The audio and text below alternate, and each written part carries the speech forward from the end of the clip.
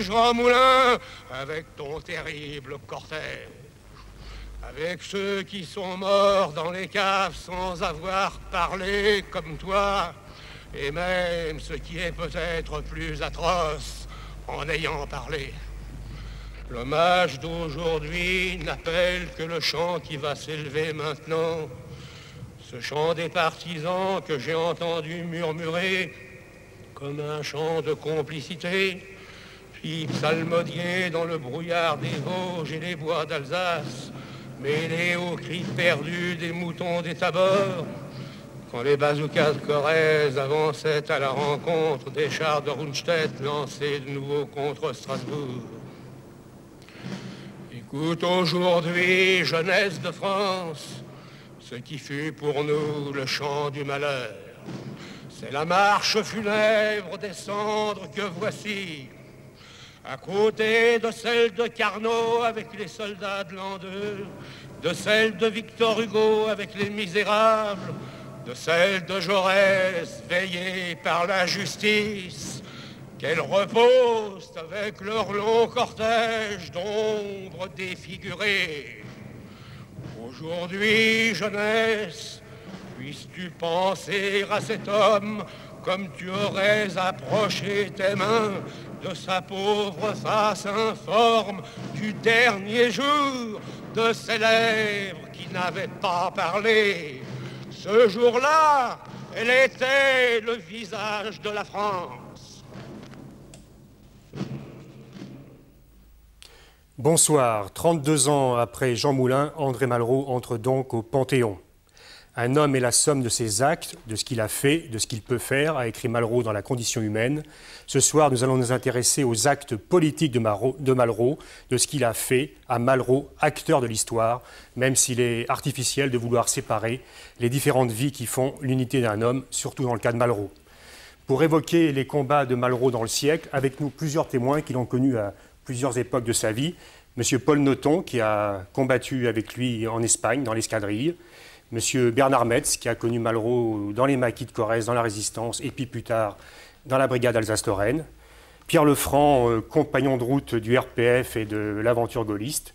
Avec nous également Jean Lacouture, biographe de Malraux, qu'on ne présente plus.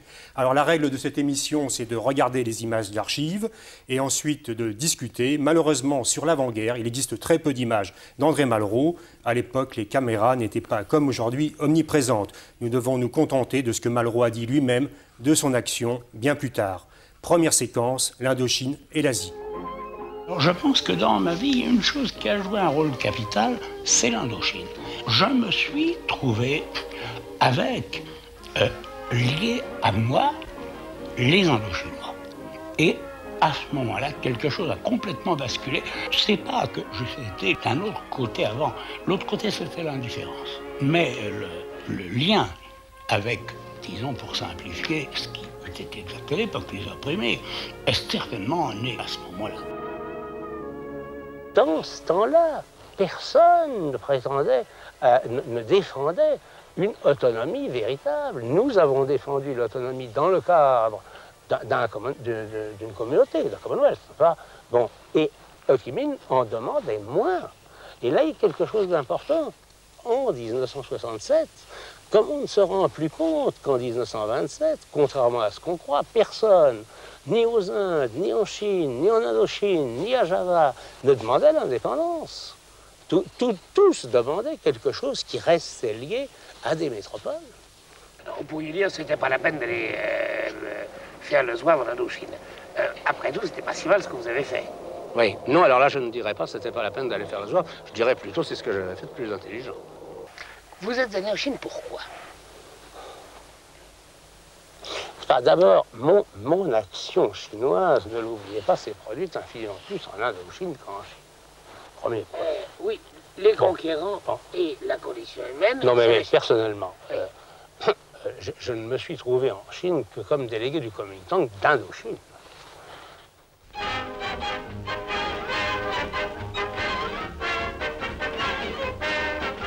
Messieurs, le prix Goncourt pour 1933 est décerné à monsieur André Malraux pour son roman La Condition humaine. est d'usage, après tout prix littéraire, d'expliquer parfois et comment le livre qu'on a écrit doit plaire à tous. Je désire qu'il n'y ait aucune équivoque sur le mien. J'ai essayé d'exprimer la seule chose qui me tienne à cœur et de montrer quelques images de la grandeur humaine. Les ayant rencontrés dans ma vie, dans les rangs des communistes chinois, écrasés, assassinés, jetés vivants dans les chaudières et détruits de toute façon, c'est pour ces morts que j'écris. Que ceux qui mettent leur passion politique avant le goût de la grandeur où qu'elle soit s'écartent d'avance de ce livre qui n'est pas fait pour eux.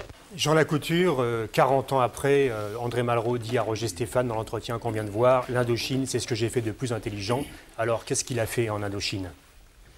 En tout cas, c'est ce qu'il a fait de premier. C'est là que commence son action à proprement parler politique. Jusque-là, il a été une sorte d'anarchiste, de marginal, baignant dans des milieux plus ou moins orientés à gauche, mais enfin, rien de clair. Puis, il y a l'aventure, ou mésaventures, malaventures au Cambodge, dans les temples cambodgiens, et ce qui s'ensuit, les procès qui lui sont intentés, et de là, il se crée, il voit une image de la colonisation à travers sa justice, qui n'est pas très favorable. Il regarde autour de lui, il s'aperçoit que le système colonial est injuste, fondamentalement injuste. Et une fois qu'il a pu repartir pour la France, grâce notamment aux efforts de sa femme Clara, qu'il rentre en France, cet homme qui a échappé de peu à la prison en Indochine, qui ne l'avait peut-être pas tout à fait volé, a le courage de repartir ce jeune homme seul, avec sa femme et un ami avocat qui s'appelait Paul Monin, pour aller lutter contre la colonisation sur place, à Saigon. Il crée un premier journal qui s'appelle l'Indochine. J'ai sous les yeux l'Indochine, journal quotidien de rapprochement franco-annamite. André Malraux, Paul Monin sont les deux directeurs. Rapprochement franco-annamite et anticolonial. Ça, c'est tout à fait clair. Quand on reprend aujourd'hui, on regarde les textes de l'Indochine, c'est vrai que Malraux dit dans l'interview tout à l'heure, nous ne parlions pas d'indépendance, nous parlions que d'autonomie, et d'ailleurs personne ne parlait d'indépendance. Il n'était pas très bien informé à l'époque. On sait très bien que les Ho Chi Minh, qui ne s'appelaient pas encore Ho Chi Minh, et le groupe du Thanh Nguyen à Canton travaillaient pour l'indépendance dans le cadre, avec l'appui de la Troisième Internationale. En tout cas, le pouvoir local lui met les bâtons dans les roues tout de suite, Yvon. Le pouvoir local, eh bien, c'est lui qui met des bâtons dans les roues. Oui, le pouvoir local qui, naturellement, le réprime, interdit l'Indochine. Alors, il crée l'Indochine enchaînée. Voilà, on a fait des photocopies à la Bibliothèque nationale, c'est ce petit journal. Qui ne dure pas longtemps, mais qui lui donne l'occasion, pour se procurer des caractères pour imprimer l'Indochine enchaînée. Il est obligé d'aller en Chine, il va à Hong Kong, et c'est à travers ce très court petit voyage qu'il fait à Hong Kong qu'il est mis au contact des réalités chinoises. Roger Stéphane, dans un livre posthume qui est paru après sa mort, laisse entendre que peut-être Malraux aurait pu aller à Canton au cours de ce voyage, chercher des caractères d'imprimerie et rencontrer peut-être Borodine, qui était l'envoyé de l'Internationale communiste et qui va être le personnage des conquérants, et peut-être même Ho Chi Minh, qui ne s'appelait pas encore comme ça, qui était l'interprète de Borodine. Vous pensez que c'est possible Moi, je ne le sais pas, en tout cas, et je ne le crois pas beaucoup. Je crois que si ça avait été vrai, Malraux, qui avait de l'imagination, aurait, à partir de là, me semble-t-il, aurait brodé là-dessus et grand intérêt.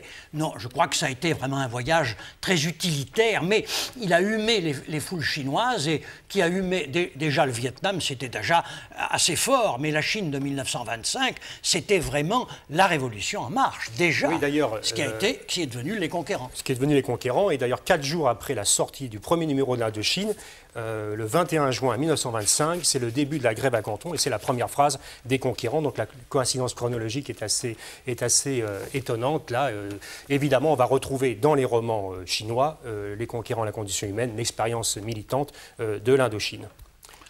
Militante, c'est-à-dire journalistique. Alors, Malraux a revendiqué le rôle qu'il a joué dans l'organisation Jeune Annam, qui existait, et où Malraux s'est mêlé à grand risque, parce que le pouvoir colonial surveillait ça de près et châtiait à l'occasion. Et d'ailleurs, son séjour en Indochine, dans l'opposition au système colonial et au gouverneur Cognac, n'a pas duré longtemps. Il a été assez vite mis à la porte. Mais non sans avoir courageusement lutté contre le système. Encore un mot sur l'escapade chinoise au Hong Kong ou Canton, on ne sait pas très bien. Ça a donné naissance à un mythe, à une légende de Malraux, acteur de l'histoire en Chine. Et même, je crois, Georges Pompidou, avant qu'il soit président de la République, quand il était professeur de lettres, avait préfacé des pages choisies d'André Malraux où il disait que Malraux avait passé 4 ans aux côtés du Kuomintang en Chine. Je crois que c'est plutôt 4 jours ou 4 semaines. Il est meilleur comme président que comme historien. Bon. Alors, Malraux, on l'a vu sur les images, obtient le prix Goncourt 1933 pour la condition humaine, un livre qui fait beaucoup de bruit, mais c'est évidemment pas le seul événement de l'année 1933, parce qu'au début de l'année, le 30 janvier, Hitler a pris le pouvoir.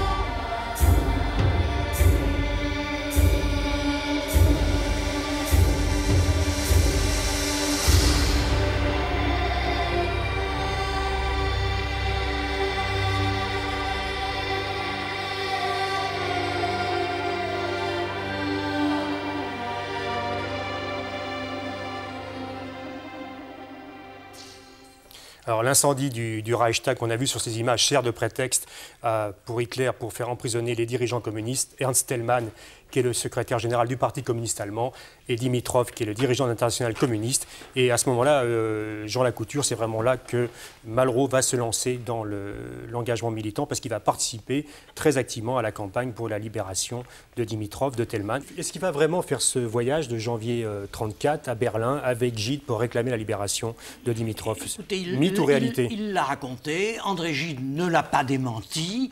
Moi, je dois dire que il m'arrive d'être sceptique à l'égard des dires d'André Malraux. Là, moi, j'ai marché. En tout cas, j'y crois, d'autant que Malraux raconte que quand Gide a dit nous sommes à Goebbels, il aurait été reçu par Goebbels, Gide dit à Goebbels nous sommes là pour réclamer la justice, et Goebbels le coupe en disant nous, ce qui nous intéresse, c'est la justice allemande. Et Gide tourne à répondre, c'est dommage. Ça ne va pas très loin. Ça sonne juste. Je trouve ça, si vous voulez, ce récit, moi, me sonne juste plutôt qu'une série de mots historiques qu'ils auraient prononcés. Paul Nothomb, vous avez connu, je crois, André Malraux au cours d'un meeting, justement, pour la libération de Thälmann à Bruxelles. Je dois dire que ce meeting m'a marqué, d'abord parce que c'est la première fois que je voyais André Malraux, que j'admirais déjà beaucoup à cause de la condition humaine. Moi-même, j'étais membre des Jeunesses communistes. J'étais donc prêt à l'accueillir, mais ça a été vraiment une surprise de voir le rayonnement d'André Malraux. Il a parlé ce soir-là? Il a parlé tout le temps, c'est-à-dire qu'on a invité André Gide à venir à la tribune, et Gide a dit non, moi je vais dans l'auditoire pour voir Malraux, parce qu'il faut que je le comprenne dans l'auditoire. Bref, Malraux a arpenté l'estrade en marchant constamment, et un des amis, d'ailleurs, m'a décrit en disant que c'était Bonaparte au pont d'Arcole, qui soulevait les foules, parce que c'était à la foule ouvrière, c'était des ouvriers belges. Vous savez, je suis belge, je peux le dire, les Belges n'ont pas l'esprit tellement rapide, les ouvriers belges en particulier à Bruxelles, eh bien, ils ont tous été conquis par l'éloquence et la flamme de Malraux, qui d'ailleurs a dit un certain nombre de choses qu'il n'aurait pas avalisées plus tard. Par exemple, que la démocratie en URSS était garantie par le fait que les ouvriers défilaient avec un fusil à l'épaule sur la place rouge, et que c'était la preuve que c'était la démocratie en Russie. Mais, peu importe ce qu'il disait, c'était plutôt la façon de le dire. C'était ce comme il disait, la contagion, ce n'était pas la persuasion. Et il était très, très éloquent. Vous l'avez vu, comme il était mince et jeune et beau. Et tout le monde était emballé. Moi, j'étais un jeune communiste, j'étais dans un balcon avec un ami.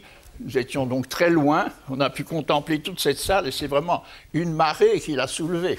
Alors le combat antifasciste de Malraux le rapproche évidemment des communistes. On va voir maintenant un voyage à Moscou de André Malraux, quelques images rares venues de Moscou.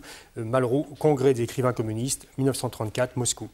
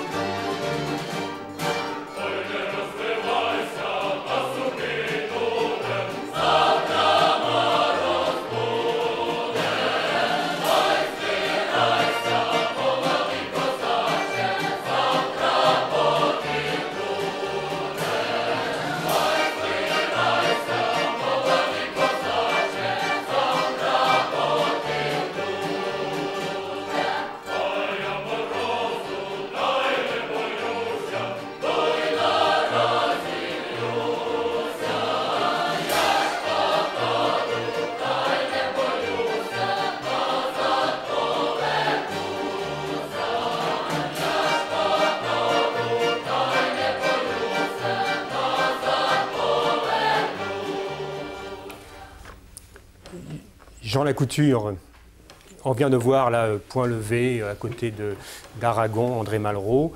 Dans ces années 35-36, comment on pourrait définir les rapports de André Malraux avec les communistes?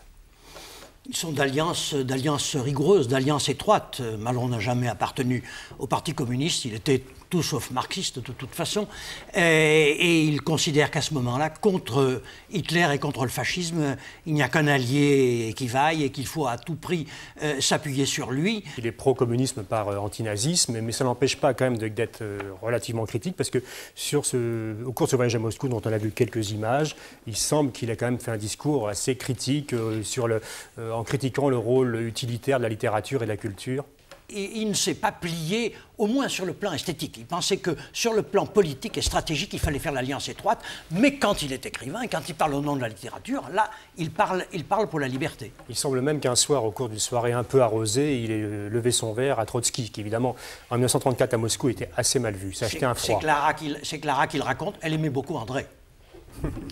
Bon, 1936, victoire du Front populaire en France, victoire aussi du Front populaire en Espagne en février 1936, qui va déclencher un processus qui va amener au putsch de Franco. On regarde en images.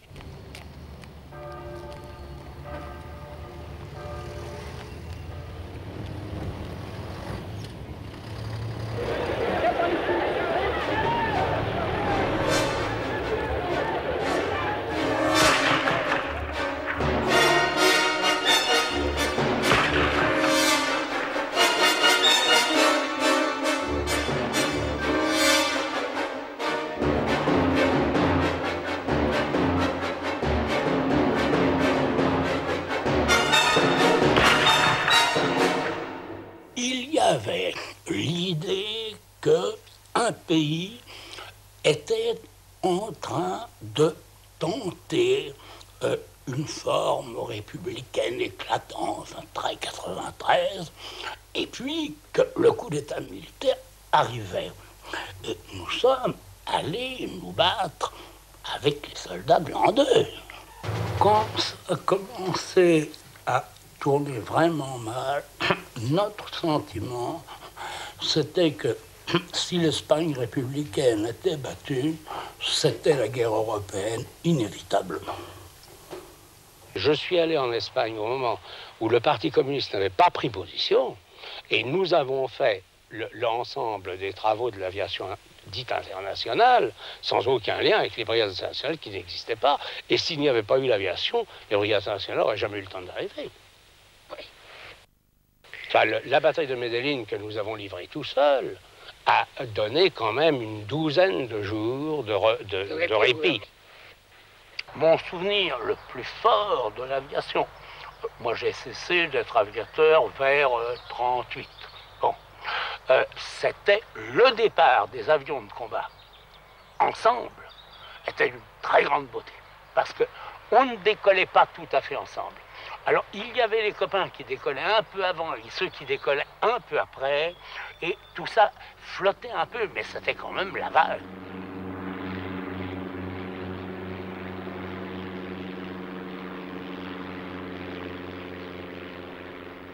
Paul Nothomb, c'est vous qu'on voit sur cette photo où vous êtes tous ensemble avec Malraux. Dans quelles circonstances cette photo a été prise ? C'était à Torrente, dans la banlieue de Valence. C'était après la bataille de Madrid, quand nous sommes repliés sur le front de Teruel.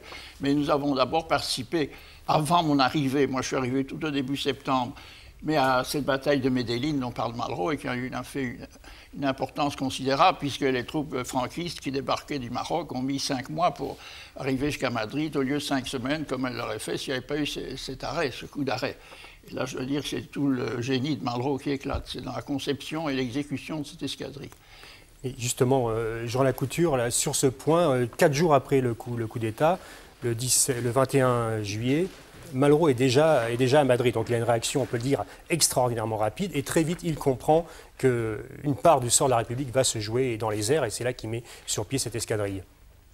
Oui, il se trouve qu'il bénéficiait de relations à Paris, et par sa famille, et par le fait que, par les milieux du Front populaire, il connaissait Pierre Cotte, et il connaissait aussi le directeur du cabinet de Pierre Cotte, qui s'appelait Jean Moulin, et ça lui a donné quelques facilités pour obtenir des appareils pour ce petit morceau d'aviation républicaine qui lui était demandé, où il a, comme disait Paul Nothomb, et qui est notre témoin ici, indispensable, étant donné que les aviateurs étaient passés en masse du côté de Franco et que les républicains se trouvaient sans appareil et sans aviation, et des hommes comme Nothomb sont partis avec Malraux pour aider la République. Monsieur Nothomb, l'escadrille de Malraux, c'était quoi en fait?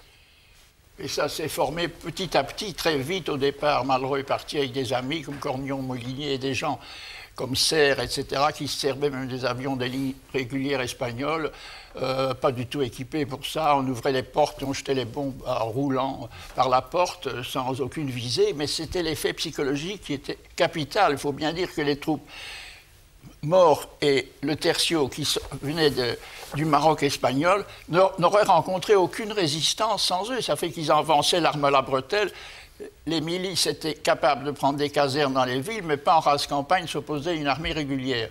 Et donc, cette armée qui avançait quasiment à la marche, sans obstacle, du jour où on achetait des bombes, même à côté, elle s'est mise en tirailleur, elle a avancé avec prudence, et au lieu d'avancer 20 km par jour, elle a avancé 2 km par jour. Pour vous, l'utilité militaire de cette escadrille ne fait aucun doute? Absolument aucun doute, et je le dis avec d'autant plus d'aise que moi-même, je n'y étais pas au début. Donc, je suis arrivé en septembre. Je peux vous donner d'autres exemples de l'efficacité de l'aviation dans cette guerre civile, mais il est certain qu'à ce moment-là, ça a été crucial, et que s'il n'y avait pas eu ce coup d'arrêt tout de suite, eh bien, il n'y avait aucune raison que ces troupes très aguerries et qui se fichaient des problèmes de la péninsule, qui étaient les morts et le tertio, seraient arrivées jusqu'à Madrid et auraient renversé le gouvernement républicain, qui aurait duré très peu de temps. Je crois que Malraux y fait allusion dans l'interview avec Roger Stéphane. Les brigades internationales n'existaient pas encore. Il n'y avait pas l'intervention massive de l'Union soviétique comme plus tard,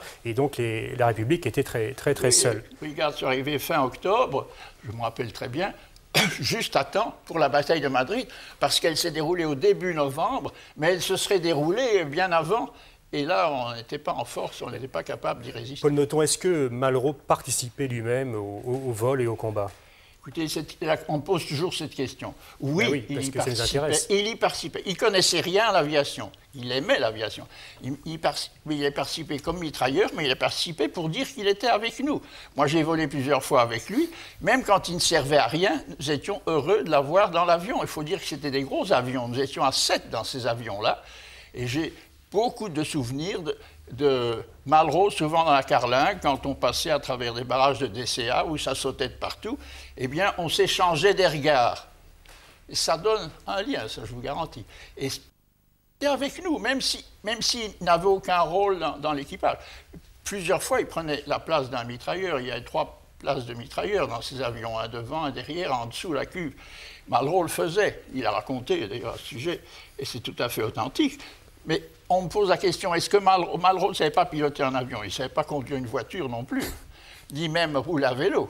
Ça n'empêche que s'il n'y avait pas Malraux, il n'y aurait pas eu d'escadrille. C'est lui qui l'a inventé, mais c'est lui qui la maintenait par son seul prestige. C'était une escadrille qui n'avait aucune espèce de discipline, qui n'avait pas de règlement, qui n'avait pas de sanctions, sauf une, être envoyée en France immédiatement, ce qui était évidemment un comble. Pour les déserteurs, on les renvoyait où ils voulaient aller. Donc ça ne marchait que par Malraux, parce qu'il y avait, comme on dit maintenant, un charisme, il avait un prestige, même les ouvriers de la région parisienne, assez moqueurs et ironiques, obéissaient tous à Malraux. Et quel genre de chef il était? Comment il dirigeait? Comment il avait un adjoint qui s'appelait Guidès pour tout ce qui concerne les problèmes techniques, mais il disait, voilà, mission demain, etc. Et tout le monde marchait. Personne ne serait avisé de dire non à Malraux, quoique tout le monde le tutoyait. On ne l'abusait pas. On ne disait pas commandant, n'importe quoi. C'est camarade Malraux. Camarade Malraux. Ah oui, tout. Alors justement, Malraux vous a nommé à un moment commissaire politique de cette escadrille. Alors, oui, ça voulait dire quoi? C'est tout à fait autre chose. Commissaire politique, ça fait rire. Parce que ça, c'est l'escadrille André Malraux. Il y a eu 2 époques. L'escadrille Espagna, c'était au début. quand nous étions des étrangers, ça se valait. Quand nous sommes entrés dans l'aviation espagnole, il n'y avait plus besoin d'escadrilles espagnoles dans l'aviation espagnole.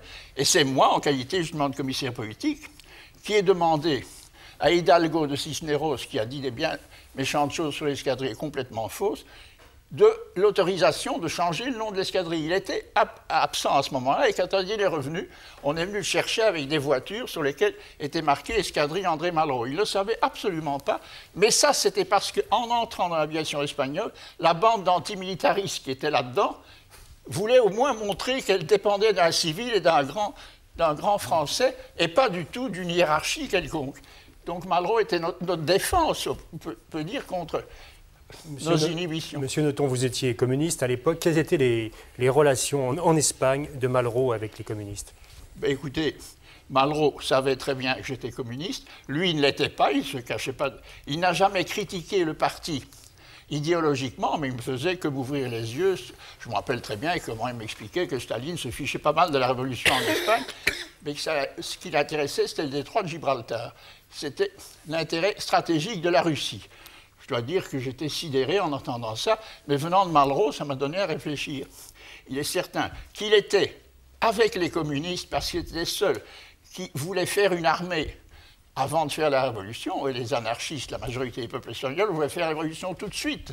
Cette révolution, c'est un sûr moyen de perdre la guerre. C'était un choix d'efficacité. C'était un choix uniquement d'efficacité. D'ailleurs, tout le temps, Malraux, homme d'action, était un homme d'une efficacité extraordinaire. Il avait 1000 idées, mais il n'avait qu'une action. Et il consacrait tout à l'action du moment.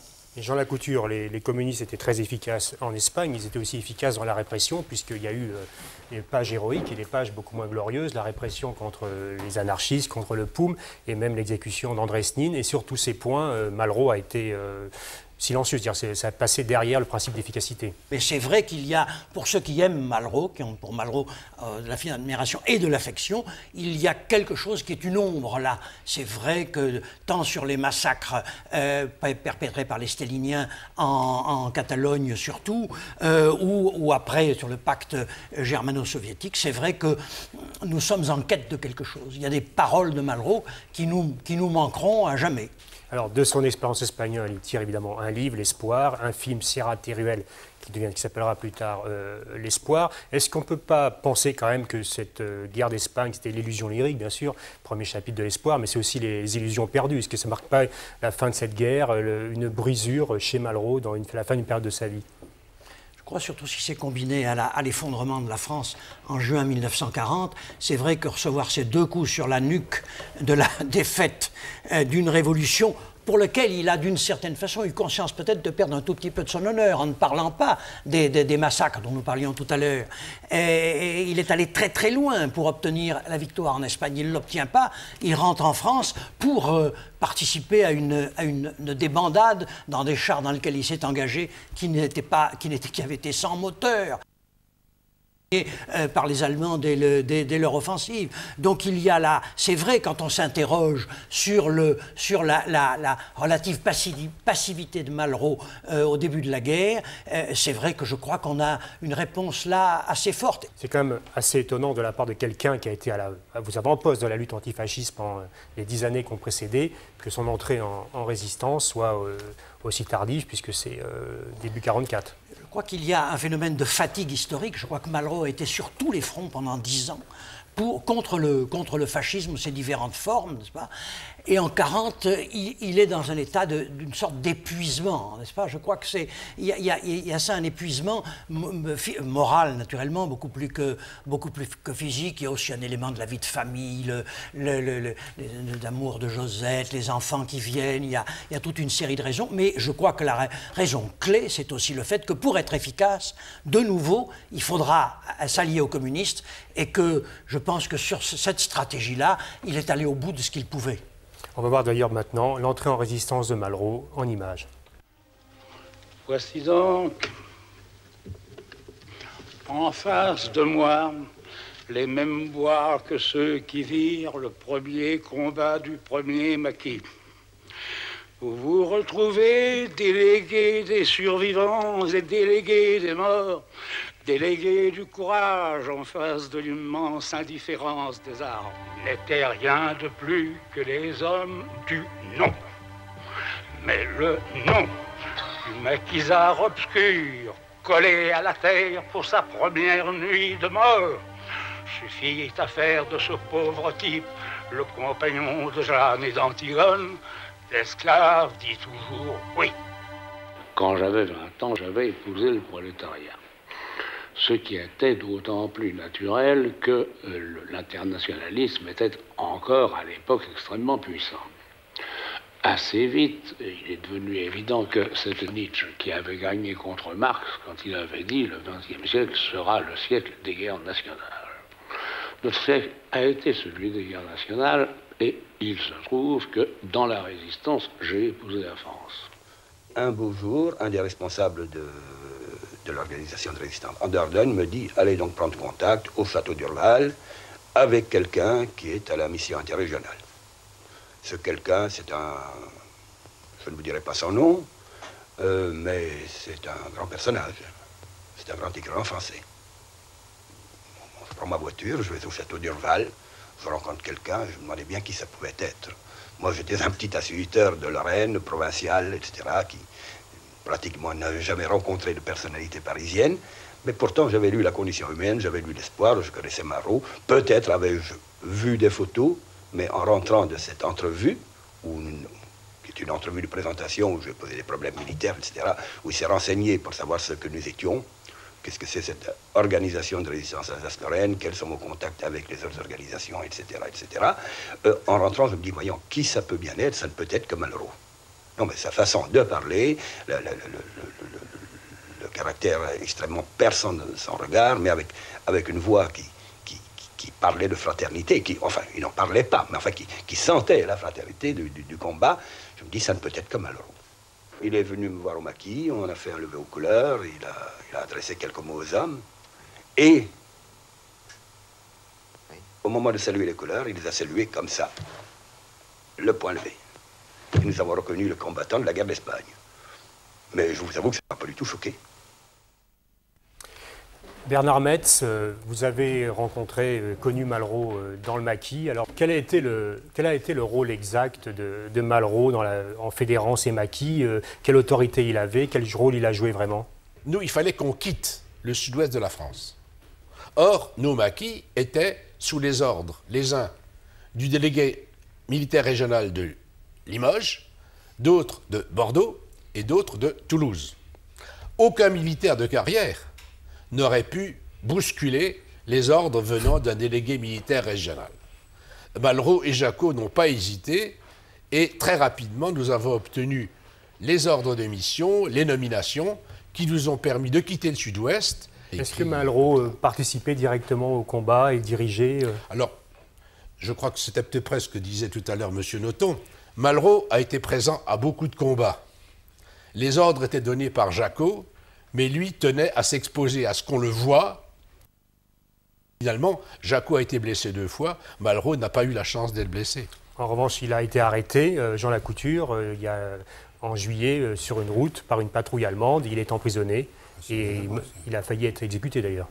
C'est vrai que Malraux a été emprisonné, c'est vrai qu'il a failli être fusillé, il raconte ça superbement dans les anti-mémoires, la fausse exécution, et avant son exécution, la visite à la sœur à laquelle il a demandé l'évangile selon saint Jean. Bref, tout ça fait beaucoup réfléchir sur les dimensions spirituelles du personnage de Malraux. Enfin, je crois qu'il a... Au cours des années que nous venons de parcourir, il a connu exactement toutes les expériences qu'un homme peut connaître, réellement, de la presque mort aux diverses formes de guerre révolutionnaire un peu plus classiques, du commandement de l'aviation au commandement de l'infanterie. Malraux est vraiment l'homme qui émerge de cette guerre comme l'homme complet de la lutte contre le fascisme. Eh bien, on arrive septembre 1944, la création de la brigade Alsace-Lorraine, on regarde en images. Je pense alors à ce qui faisait notre brigade Alsace-Lorraine. C'était une brigade de sauvages. Nous étions des sauvages. D'abord le public. Moi-même, dans le maquis où je me trouvais, eh bien, nous avions fait ce curieux recrutement d'un mélange d'étudiants et de policiers. Il s'était créé entre eux une espèce de fraternité extraordinaire. Et puis, se sont joints également à nous, alors, des catégories les plus diverses de la population. Il y avait aussi, il faut dire, des gens qui avaient fait de la prison, qui avaient volé, qui continuaient de voler. D'ailleurs, nous avions pas mal de ces personnages un peu étranges qui se sont engagés avec nous, qui sont partis. Ils n'avaient rien à perdre, c'était l'aventure. Ils ont fait, grâce à Malraux, la grande expérience de leur vie qui les poursuivra jusqu'au bout, c'est-à-dire d'avoir eu le sentiment d'être beaucoup plus qu'ils ne pensaient être. C'était au Bois-le-Prince, dans les Vosges. Pendant ces combats lents et meurtriers, on n'avançait pas. C'est au moment où la première armée se trouvait bloquée. Un jour, je suis monté avec vous. Nous avons passé en revue toutes les lignes. On recevait des balles explosives, des éclats de mortier.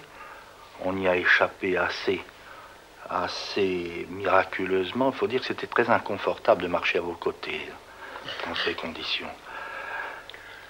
Et je vous voyais debout à la lisière d'un bois, en train de regarder en direction de l'adversaire. Et c'était quelque chose de très émouvant, car il n'y a jamais eu chez vous aucun sentiment de haine.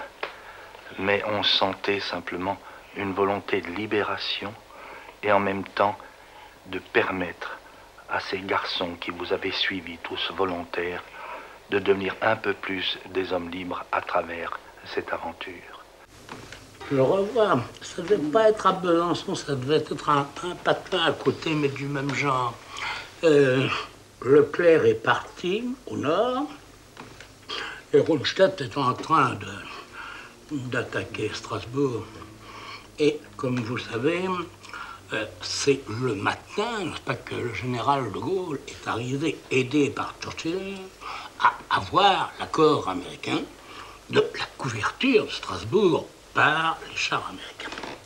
Or, la nuit, il y avait une compagnie CRS et nous. Bien.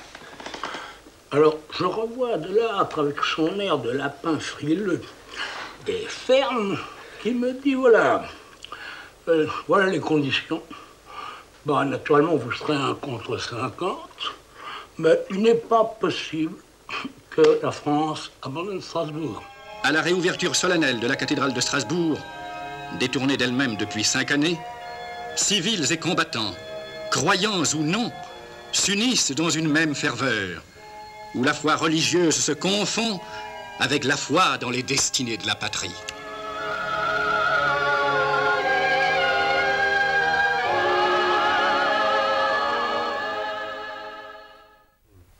Bernard Metz, alors c'était quoi cette brigade alsacienne? Brigand, comme dit le père Bockel? Bon, je pense que l'imagination créative des écrivains est contagieuse et qu'il y avait beaucoup moins de brigands que Bockel ne croit s'en souvenir. La majorité d'entre nous étaient des enseignants, des étudiants, des ouvriers, des paysans lorrains, parce que dans la Lorraine francophone, il y a beaucoup de paysans qui avaient été expulsés en décembre 1900. Et malgré tout, ce que Malraux leur a apporté, c'était effectivement cette transcendance dont a parlé Bockel. Il leur a permis de réaliser qu'il y avait plus en eux-mêmes que ce qu'il pouvait y avoir comme un résistant ordinaire. Est-ce que Malraux était un emblème ou est-ce qu'il était un chef de guerre? Il était plutôt un emblème, je pense. Parce que chef de guerre, je ne le voyais pas à la tête des combats, le sabre à la main. Cigarette à la bouche. Mais je pense que c'était le fait de savoir que les ordres étaient tout de même élaborés sous son contrôle. Je pense que les mêmes ordres donnés par Jacquot seul n'auraient sans doute pas eu la même portée que les ordres passés par Jacquot, sous le couvert de Malraux. Alors, Jean Lacouture, au moment où il est le colonel dans dans la brigade Alsace-Lorraine. Malraux fait un saut à Paris, c'est en fin janvier 1945, parce que là, il y a le congrès du mouvement de libération nationale, du mouvement de résistance, et là, vous écrivez dans votre livre, dans votre biographie, que c'est un congrès essentiel et un acte politique majeur dans la vie de Malraux. Vous pouvez nous dire un peu ce qui se passe? Je crois que c'est très important. Oui, au point de vue de l'efficacité, en tout cas, puisque c'est un mot qu'il chérissait et qui dirigeait sa vie, oui, là, je crois qu'il a été vraiment efficace, parce qu'à ce congrès, les communistes ont, comme ils l'ont fait à plusieurs reprises à cette époque, voulu chapeauter l'ensemble de la résistance, la coloniser, pourrait-on dire, ou enfin, la prendre en main. Et que Malraux a refusé que le mouvement de libération nationale, dont il faisait partie, passe sous la coupe des communistes. Il a voulu maintenir l'indépendance de ce mouvement. C'est un moment décisif, parce que les communistes représentaient une force considérable en France à l'époque.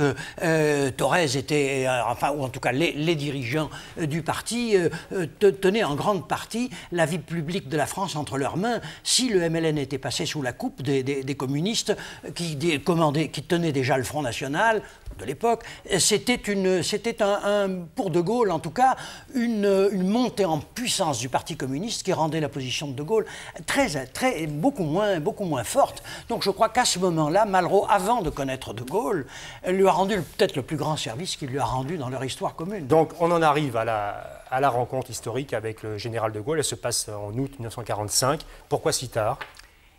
Moi, j'avoue que c'est un des points les plus mystérieux de la vie de Malraux, auquel je n'ai trouvé encore aucune explication. À partir de la libération de Paris, le général de Gaulle invite à sa table tous les grands écrivains, ou à peu près. Ceux qui l'admiraient le plus, à commencer par François Mauriac, deux jours après la libération de Paris.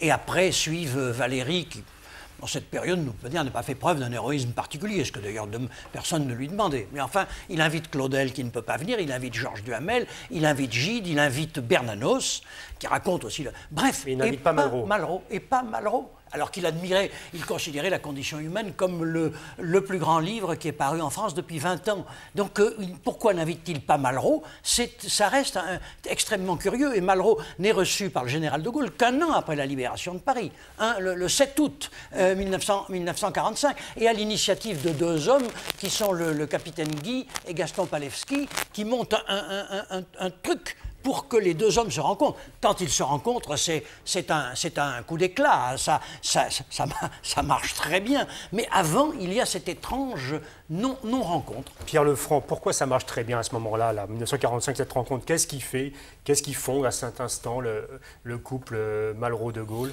Je crois qu'ils se sont fascinés mutuellement. Je pense que de son côté... De Gaulle avait beaucoup de considération, comme vient de le dire Jean Lacouture, pour l'œuvre littéraire. Il ne faut pas oublier que De Gaulle était quand même un écrivain, qu'une grande partie de sa vie a été consacrée à l'écriture. Donc il avait pour l'art de la littérature une considération tout à fait particulière. Donc Malraux était un des grands de la littérature contemporaine, donc ça le fascinait. Par contre, de son côté, Malraux, alors lui, il a été toute sa vie, me semble-t-il, à la recherche du héros. Il l'a cherché partout, et quand il ne le trouvait pas, d'ailleurs, il l'a inventé. On l'a vu dans tous ses ouvrages. Donc là, il avait devant lui quelqu'un qui symbolisait le héros moderne, c'est-à-dire l'homme intègre, rude. Est-ce que ce que Malraux aime chez le De Gaulle de cette époque, c'est pas l'insoumis, le rebelle de 40? Non, c'est le solitaire, si vous voulez, qui a réussi tout seul à changer le cours de l'histoire. C'est quand même quelque chose qui a toujours fasciné Malraux. Dans tous ses livres, il y a ce héros qui, à un moment donné, fait changer l'histoire de direction. Eh bien, pour lui, De Gaulle, c'était ça. Il avait, par sa seule intervention, par sa seule personnalité, fait changer le cours de l'histoire. C'était quand même quelque chose d'assez extraordinaire. Et c'est pourquoi Malraux était fasciné par De Gaulle et réciproquement. Alors, on va le voir, parce qu'à partir de ce moment-là, 1945, c'est l'entrée de Malraux en gaullisme, on peut dire, comme on peut rentrer en religion. On va voir en images maintenant, à partir de 1947, le RPF. La République que nous avons rêvée, tandis que nous luttions pour elle.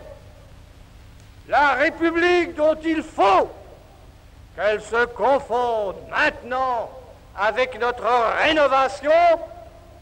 La République sera l'efficience,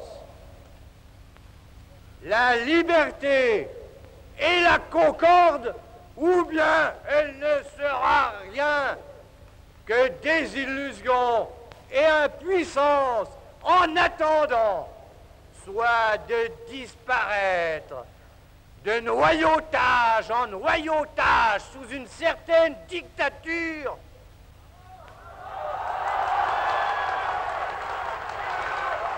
Il est temps que se forme et que s'organise le rassemblement du peuple français.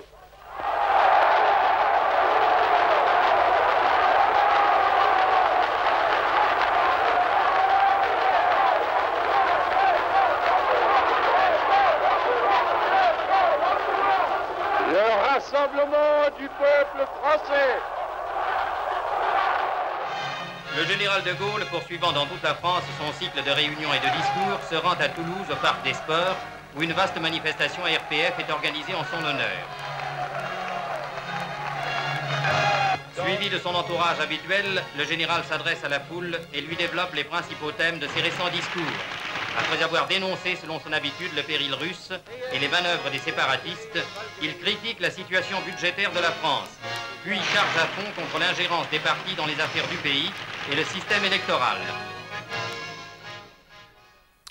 Pierre Lefranc, vous étiez à Strasbourg le 7 avril 1947 pour la fondation du RPF. À Bruneval d'abord, la première petite réunion qui a eu lieu sur les plages de Normandie, et puis à Strasbourg. Et puis on a senti là une énorme lame de fond qui s'est levée et qui s'est terminée par la grande victoire remportée aux élections municipales de la fin de l'été. On a vu Malraux derrière le général de Gaulle sur la tribune. Vous avez connu bien Malraux là au RPF. Quel militant il était? Est-ce qu'il était militant au RPF? Alors, oui, il a été un militant. Alors il faut dire d'abord qu'il a été un de ceux qui ont apporté quelque chose. Il n'y en a pas eu beaucoup qui ont apporté à De Gaulle. La plupart des gens ont tiré quelque chose de Gaulle, des avantages, des nominations, des grades, des honneurs, etc.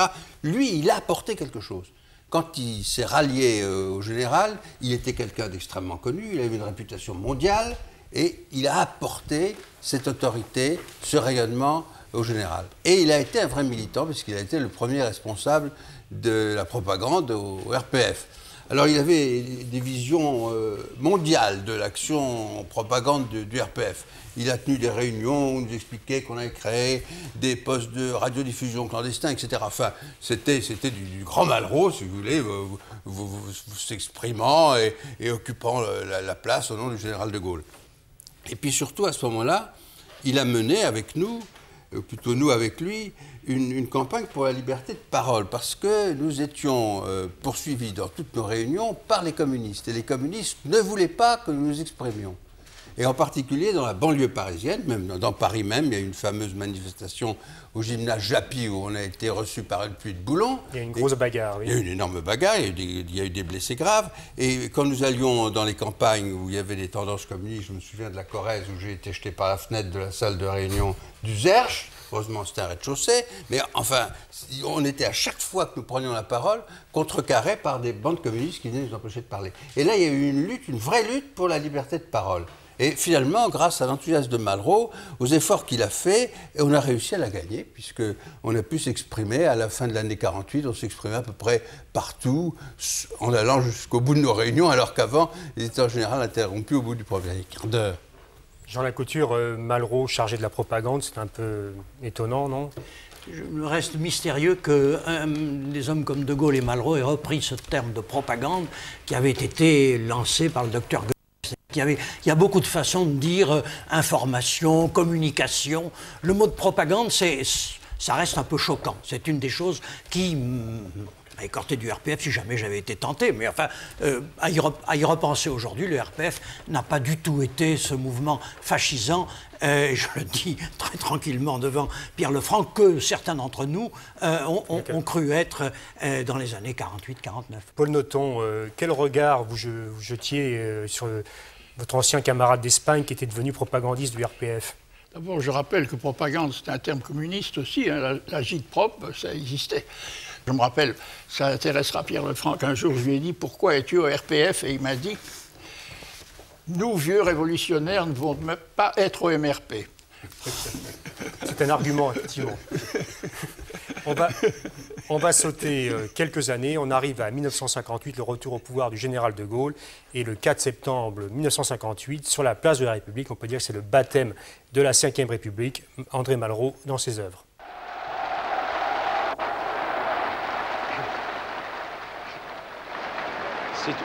Citoyens, citoyennes, quand le 14 juillet, j'ai dit place de l'Hôtel de Ville que si certains voulaient la République sans le général de Gaulle et d'autres le général sans la République, la France, elle, voulait la République avec le général de Gaulle.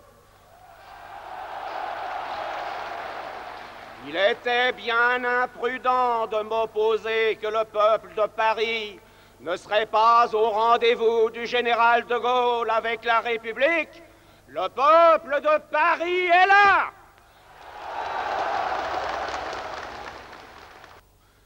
Parmi vous, nombreux sont encore ceux qui ont entendu nuit après nuit. Ici, Londres, les Français parlent aux Français, honneur et patrie. Vous allez entendre le général de Gaulle. Ici, Paris, le Paris de tous ces quartiers, depuis la porte d'Italie jusqu'au rond-point de la Défense. Écoute pour la France, République de bronze, la réponse de la vieille nef glorieuse. Ici, Paris, honneur et patrie, une fois de plus français, au rendez-vous de la République et au rendez-vous de l'histoire. Vous allez entendre le général de Gaulle.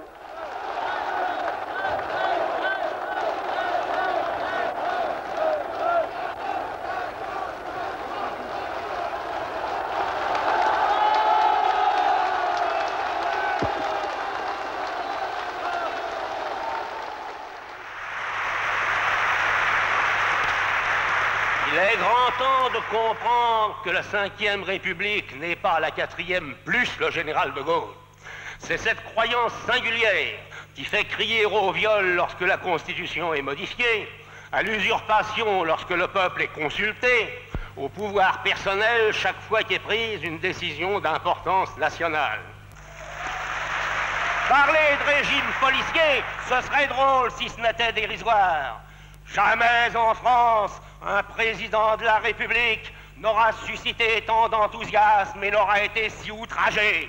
Jamais dans le monde, un gouvernement n'aura rencontré tant d'assassins directs ou par procuration, occupés à attendre la prochaine amnistie en jouant à la belote. En un instant, le pouvoir, ce fruit mûr prêt à être cueilli, est devenu acide et hérissé de piquant. Il n'en faut pas plus pour que la manifestation silencieuse de soutien au régime ne prenne spontanément sur le chemin historique qui va de la Concorde à l'Étoile l'aspect et les accents d'une fête nationale.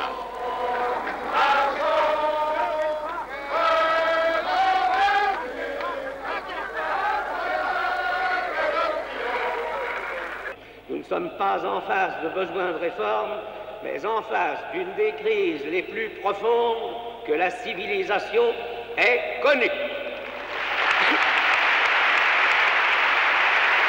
Et c'est pourquoi je vous appelle, compagnons d'autrefois et de cette nuit qui seraient nos compagnons de demain, devant le pays une fois de plus menacé, allez dire à nos adversaires que nous attendons le 30 juin et que nous leur donnons rendez-vous.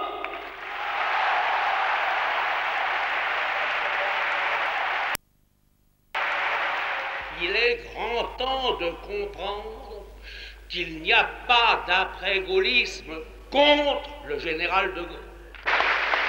Par le vote de dimanche, comme par tous les autres, on peut fonder un après-gaullisme sur la victoire du gaullisme, mais qu'on ne pourrait en fonder aucun sur la défaite du gaullisme. Vous voterez oui pour qu'il sache qu'il peut compter sur vous. Et aussi, car nous savons, n'est-ce pas, ce qui se prépare pour la nuit du référendum, au cas où elle serait un peu grave. Et aussi, pour que ses adversaires sachent que s'ils veulent recommencer les défilés de mai, nous sommes prêts à recommencer les Champs-Élysées.